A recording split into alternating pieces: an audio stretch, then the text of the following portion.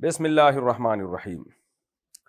تحمید میمن بنگلہ دیش سے کہتے ہیں کہ جی میرا ایک بھائی کہتا ہے کسی ایک مسلک پر عمل کرنا کیوں ضروری ہے، کسی بھی وقت کسی بھی مسلک پر عمل کرنا کیوں نہیں ہو سکتا؟ براہ کرم بتائیں کہ چاروں مسلک پر بیک وقت عمل کرنے کے کیا کیا نقصانات ہوں گے۔ تحمید صاحب، کچھ چیزیں کہنے کی حد تک بڑی ٹھیک ہوتی ہیں لیکن جب پریکٹیکل لائف میں وہ پاسبل ہی نہیں ہوتی، اس کے بہت زیادہ فسادات ہوتے ہیں۔ اب فرض کر لیں یہ چاروں فقہ جو مرتب ہوئے ہیں ہمارے صدیوں پہلے، اور پھر اسلامی حکومتیں انہی چاروں فقہ پہ قائم ہوئی ہیں، حنفی، مالکی، شافعی، حنبلی۔ امت کا ہمیشہ سے عمل یہی رہا ہے علماء صلحاء کا کہ کسی ایک فقہ کو فالو کرو اور اس کا جو راجح قول ہے، جس کو علماء نے راجح قرار دیا ہو، جس کو ہم فقہ کی اصطلاح میں کہتے ہیں مفتہ بہ قول، یعنی وہ قول جس پہ فتویٰ ہو۔ ہر قول کو نہیں لیا جاتا، چاروں فقہ میں راجح قول کو لیا جاتا ہے جو ان کی نظر میں راجح ہو، تو اس راجح قول پر عمل کیا جائے، اور دوسرے مسلک کو یعنی دوسرے مکتبہ فکر کو درست سمجھا جائے، لیکن عمل ایک کو کیا جائے، ایک پر عمل کیا جائے۔ آپ نے جو سوال پوچھا ہے کہ چاروں پر عمل کیوں نہیں کر سکتے، کبھی قول وہاں سے لے لیا، کبھی وہاں سے لے لیا، کبھی وہاں سے لے لیا، کبھی وہاں سے لے لیا۔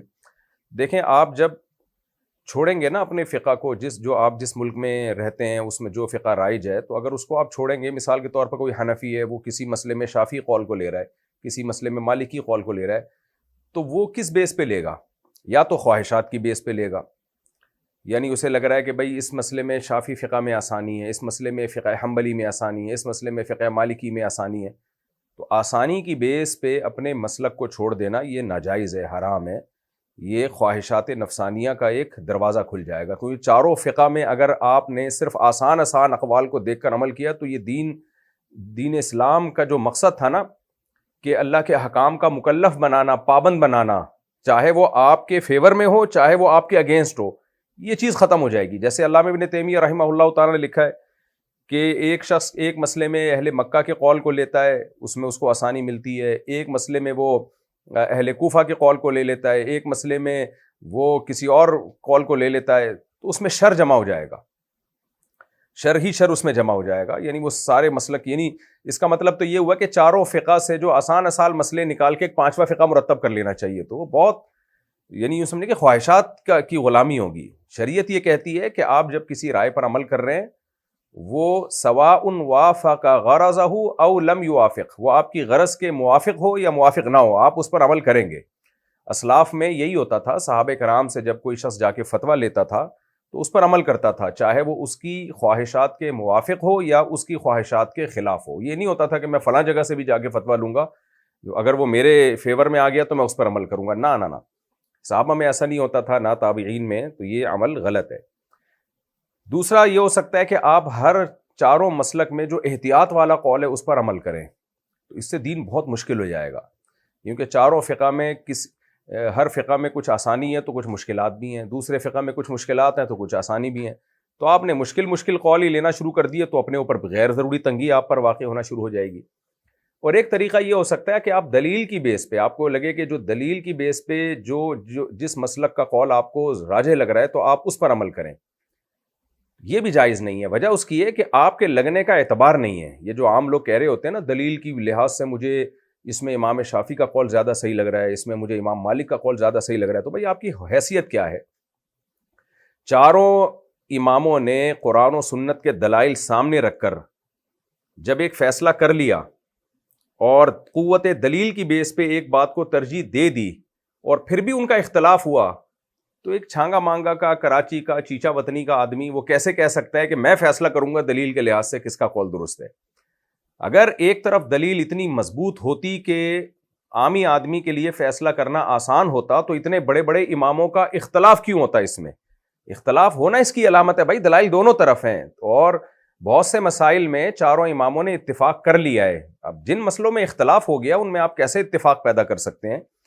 تو نتیجہ یہی نکلے گا کہ ایک دین ایک جو ہے نا تختہ مشق بن جائے گا لوگوں کے لیے، اور ہر شخص کہہ رہا ہے میرے دلیل کے لحاظ سے مجھے یہ صحیح لگ رہا ہے، دوسرا کہہ گا مجھے یہ صحیح لگ رہا ہے، تیسرا کہہ گا۔ تبھی آپ دیکھ رہے ہیں ہمارے اہل حدیث حضرات انتہائی احترام کے ساتھ، میں ان کو اہل سنت والجماعت میں داخل سمجھتا ہوں، لیکن آپ دیکھ لیں جس اہل حدیث عالم سے مسئلہ پوچھو دوسرے سے ڈیفرنٹ ہی ہوگا، وہ کہہ رہا ہے دلیل کے لحاظ سے، ایک عالم کہتے ہیں دلیل کے لحاظ سے مجھے یہ صحیح لگتا ہے، دوسرے کہتے ہیں دلیل کے لحاظ سے مجھے یہ صحیح لگتا ہے، تیسرے کہتے ہیں دلیل کے لحاظ سے. تو آپ دیکھ لیں تبھی جتنا اختلاف ہمارے اہل حدیث علماء میں پایا جاتا ہے اتنا ان مسالک میں نہیں پایا جاتا. یعنی اگر حنفی عالم ہوگا نا پوری دنیا میں جہاں سے فتویٰ لیں گے حنفی عالم سے ایک ہی فتویٰ ملے گا آپ کو، شافی عالم سے فتویٰ لیں گے ایک ہی جیسا ملے گا، الا ماشاء اللہ بہت چند مسائل ہیں جن میں وہ اختلاف کرتے ہیں، وہ بھی جدید مسائل ہیں.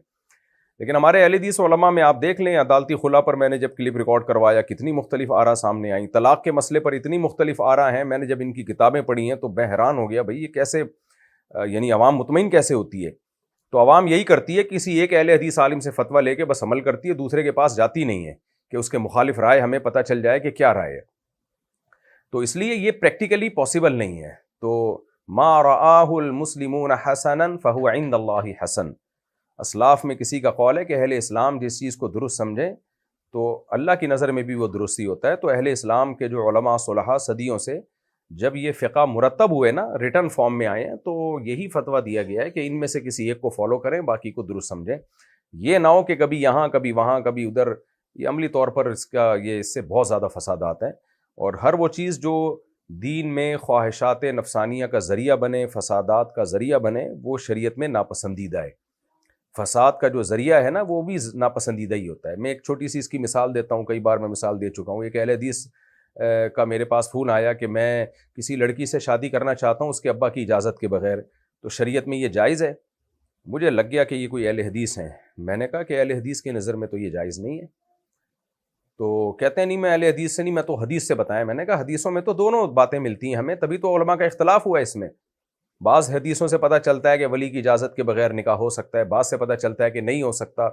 امام ابو حنیفہ نے ان حدیثوں کو لیا جس سے پتہ چل رہا ہے کہ ولی کی اجازت کے بغیر بھی نکاح ہو سکتا ہے، اور جن حدیثوں میں آتا ہے اجازت ضروری ہے اس میں تعویل کر دی انہوں نے.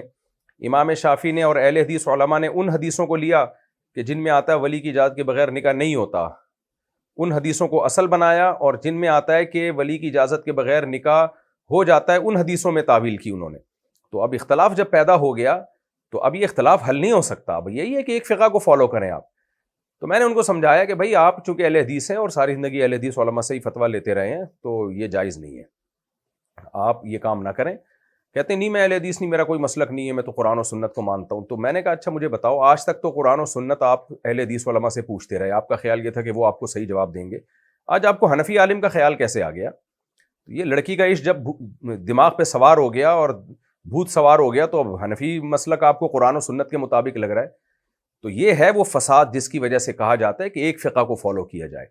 تو اگر کوئی اہل حدیث ہے تو پھر پراپر وے میں اہل حدیث فقہ کو فالو کرے. ہاں اہل حدیث کے کچھ مسائل اجماع کے خلاف ہیں تو وہ آپ اس میں فالو نہیں کر سکتے. جیسے 3 طلاق میں اہل حدیث جو کہتے ہیں نا ایک ہوتی ہے، وہ میں 20 دفعہ بتا چکا ہوں، یہ صحابہ کا اجماعی مسئلہ ہے. ایک فقہ کو فالو کیا جاتا ہے ان مسائل میں جن میں صحابہ اور تابعین کا اختلاف تھا، ان مسائل میں نہیں جن میں صحابہ اور تابعین کا اجماع ہو گیا، ان میں کسی کو فالو، اس میں تو اجماع امت ہے تو وغیرہ. باقی اہل حدیث حضرات سے گزارش ہے کہ وہ اپنا کوئی فقہ مرتب کر لیں. 4 فقہ ہیں تو 5واں بھی ہو جائے گا، تو مرتب کر لیں تو ہم فتویٰ دے دیں گے بھائی چلو یہ بھی ایک فقہ ہے جس نے اس کو فالو کرنا ہے اس کو کر لے. لیکن اہل حدیث کے ساتھ مسئلہ یہ کہ وہ مرتب فقہ ہی نہیں ہے، اکائیاں ہیں، وہاں سے کچھ فتویٰ، وہاں سے کچھ فتویٰ، وہاں سے کچھ فتویٰ. تو جیسے فقہ حنفی ہے، فقہ شافعی ہے، مالکی ہے، تمام مسائل فقہ حنبلی ہے، ایک پورا مرتب فقہ ہے. اس کے مفتابی قول ہوتے ہیں، راجع قول ہوتا ہے. پوری دنیا میں آپ جائیں ایک ہی آپ کو ملے گا بھئی اس میں فتویٰ اس قول پر ہے، یہی ان کا جو فقہی مذہب ہے وہ یہ ہے. لیکن ہمارے اہل حدیث بھائیوں کا ایسا ہے نہیں. تو کر لیں تو پھر ہم یہ کہہ دیں گے بھئی ایک فقہ ہے اس کو آپ فالو کر لیں، لیکن ایسا ہے نہیں. کر لیں، اچھی بات ہے اگر ہو جائے تو.